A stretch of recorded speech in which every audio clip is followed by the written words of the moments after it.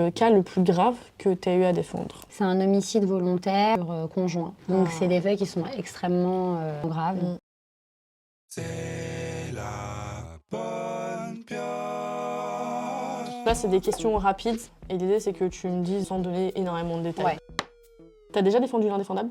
Non, pas encore. Comment tu fais pour prendre du recul sur les crimes ou les délits qu'ont commis tes clients? Je fais du sport, je passe du temps avec mes proches, c'est ce qui me permet d'évacuer. Quand tu défends quelqu'un qui est accusé de quelque chose, il a commis un truc que tu juges potentiellement immoral. Quand tu as ta robe, je vais pas dire que tu n'es plus un être humain parce que justement c'est cet être humain-là que tu es qui fait que tu défends aussi bien ton client, mais il y a des choses auxquelles tu peux pas penser. Est-ce que du coup les avocats ils manipulent pour gagner? Faut être honnête, souvent on manipule, oui, parce que la plaidoirie, la stratégie de défense, tout est étudié, tout est analysé. On essaye justement, voilà, on parle de stratégie, on met une stratégie en place pour réussir à convaincre le juge. Mais du coup, est-ce que là-dedans, la vérité, ça t'importe? Oui, et en fait, la vérité, elle est au cœur de nos plaidoiries et de nos stratégies. Parce que justement, c'est la vérité qu'on présente, qu'on défend et qui convainc en général. Qu'est-ce que tu penses de la justice française? Je pense qu'elle manque énormément de moyens et que ça se ressent sur tous les auxiliaires de justice, que ça se ressent sur les magistrats, que ça se ressent aussi sur le justiciable. Et ça, c'est catastrophique. Et est-ce que t'as pas eu du mal à accepter au début que c'est le juge qui aura le dernier mot, peu importe à quel point tu fais bien ton travail? C'est extrêmement compliqué parce que parfois tu es convaincu de ce que tu dis, mais au final, t'as pas le dernier mot. Parfois, c'est douloureux. Est-ce que tu défends pareil quelqu'un qui est innocent et quelqu'un qui est coupable? Je les défends exactement de la même manière. Tu conseilles quand même aux gens que tu défends de te dire la vérité, non? Alors ça dépend du dossier. Je vois qu'il n'y a rien qui laisse penser qu'il est coupable dans le dossier. Bien entendu, je ne vais pas lui dire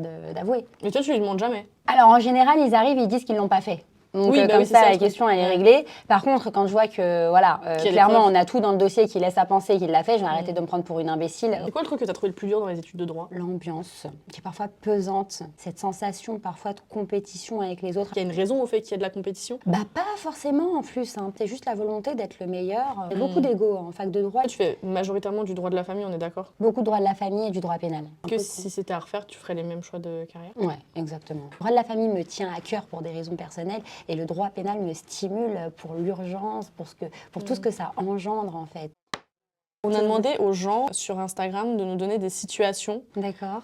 soit qu'ils ont subi, soit qu'ils ont commis, qui sont border, immoral, tout ce que tu veux. L'idée, c'est que tu me dises comment tu l'aurais défendu. Et moi, j'ai décidé à la fin si c'est quand même quelqu'un qui est coupable ou pas. D'accord. Okay. La première personne, elle me dit qu'elle a volé une plaque de marbre sur la tombe de quelqu'un qui s'appelait Monsieur Chias. Ça peut être considéré comme une atteinte à l'intégrité du cadavre. Ça parce que les personnes sont mortes, qu'on arrête de les protéger. Donc c'est illégal. C'est illégal. C'est réprimé par le code pénal. Ne me demandez pas la peine parce que je ne suis pas le code pénal. Effectivement, il s'agirait de comprendre pourquoi cette personne a fait ça. D'ailleurs, je m'interroge. Oui, mais je pense que ça va être le cas dans toutes les situations. C'est que finalement, je suis d'accord que les intentions jouent sur est-ce que c'est répréhensible ou pas. Laissons Monsieur Chias reposer en paix finalement. Moi, je dis coupable quand même. Ouais. Ah oui, celui-là, il est très bizarre parce qu'on n'a pas assez de détails. La situation est juste. J'ai envoyé les nudes de la nana avec qui me trompait mon ex à sa famille et à son boulot. Ah, attends, j'ai pas compris. C'est le mec. Non, c'est une meuf, je crois, qui a envoyé les nudes de la meuf avec qui son mec l'a trompée.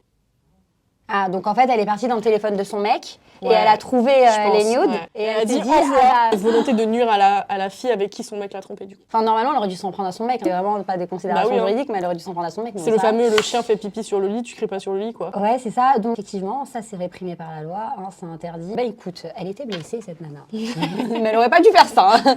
Mais elle était blessée. Elle a commis une erreur. C'est quelque chose qu'elle l'a fait une fois. Il faudrait qu'on regarde ses antécédents, hein, parce que c'est la première fois qu'elle le fait.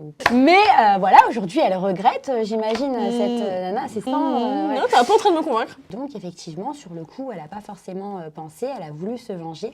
Elle s'y est pas pris de la bonne manière, mais aujourd'hui, elle regrette. En fait, là, dans la situation, je me dis, ça dépend aussi à quel point ça a apporté préjudice à la meuf. Imagine, la meuf, elle a perdu son travail. Ça serait un licenciement sans cause réelle. Absolument, c'est vrai, c'est vrai. Mais non, elle a passé des mauvais moments. Mais c'est vrai, ceci dit, il faut qu'elle fasse attention parce que la nana, celle-là, elle pourrait faire valoir un certain nombre de préjudices, un préjudice moral, un préjudice d'image, il y a beaucoup de choses qui pourraient entrer en jeu. Et elle notamment pas mal de thunes. Oui, et notamment sur son lieu de travail. Enfin, je veux dire, moi, j'aurais même pu demander une expertise médico-psychologique. Elle avait quand même intention de nuire, hein.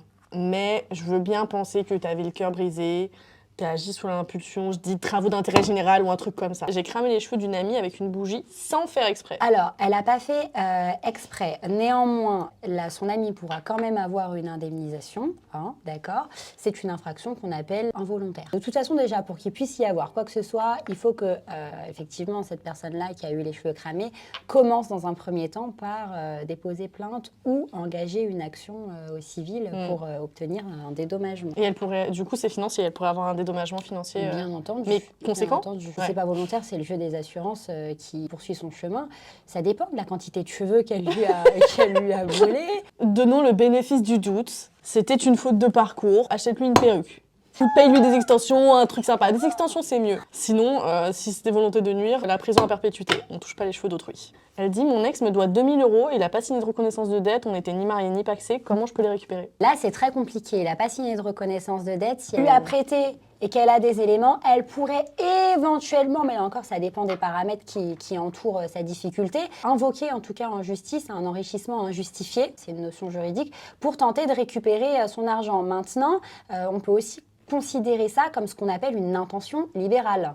Donc si elle l'a fait vraiment, elle, de son plein gré, elle lui a donné de l'argent délibérément, ça va être très compliqué d'aller les récupérer devant un juge. Tu peux prouver ni l'un ni l'autre parce que c'est verbal dans ce genre de Ça situation. dépend parce que tu peux avoir très bien le mec qui dit merci de m'avoir prêté les sous, ne t'inquiète pas, je te les rendrai. Donc s'il te l'a dit par écrit en message, genre s'il c'est te l'a dit par recevable. écrit, ça peut être constitutif d'un commencement de preuve. En tout cas. Ok. Moi je dis elle est clairement pas coupable. Son ex si par contre, force à toi, par lui péter les deux genoux, j'ai pas d'idée.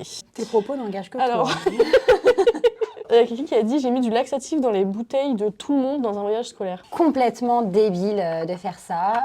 Ça peut être très dangereux. On ne connaît pas les intolérances des personnes qui ont bu. Et du coup il risque quoi? Ah bah, je connais pas la peine là comme ça par cœur. Je pense que j'aurais plaidé coupable et que on a toutes les preuves que c'est cette personne-là qui a mis du laxatif dans les bouteilles d'eau. Clairement, tu plaides coupable et tu essayes d'expliquer pourquoi la personne elle a fait ça. Hein. Et s'il n'y a pas de preuve du coup? Par contre, s'il n'y a pas de preuve, bah non. Tu dis On ne reconnaît pas. pas vu, pas pris. Ok, bah on a fini de défendre l'indépendable.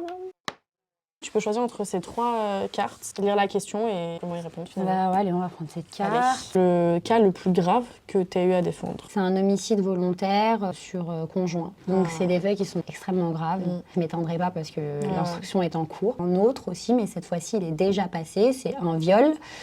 Pour le coup, mon client a été relaxé.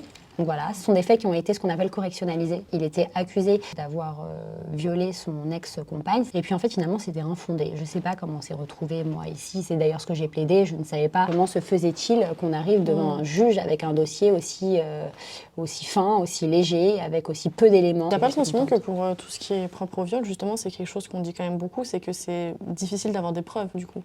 Oui, c'est vrai. Et que finalement, tous les dossiers sont très légers, même quand ils arrivent devant la justice pour ce genre de crime. Je suis tout à fait d'accord avec toi, effectivement. C'est vrai que tu soulèves une difficulté que, effectivement, en général, on a très peu de preuves. Ouais, parce que la seule preuve indiscutable, c'est d'aller au commissariat juste après que ce soit produit pour faire une analyse ADN, mais personne ne fait ça. C'est ça, exactement. En général, tu les femmes qui sont... Voilà, c'est ça, elles se lavent. Et c'est un petit peu un réflexe humain de se dire, je me sens sale, je vais me laver. Tu penses que tu aurais réussi à te défendre si tu l'avais cru coupable? On ne peut pas dire, je ne te défends pas parce que je ne suis pas d'accord avec ce que tu as fait. En fait, si tu veux, si nous, on ne les défend pas, si nous, on ne fait pas preuve de cette humanité, qui va les défendre et qui va faire preuve de cette humanité? Et même si c'est pour dire qu'il est coupable, on a besoin d'expliquer pourquoi il est coupable. Mais tu arrives à être neutre du coup, même pour tout ce qui est homicide, etc., pour des crimes qui sont vraiment très lourds? Tu dois nécessairement prendre du recul sur ton dossier.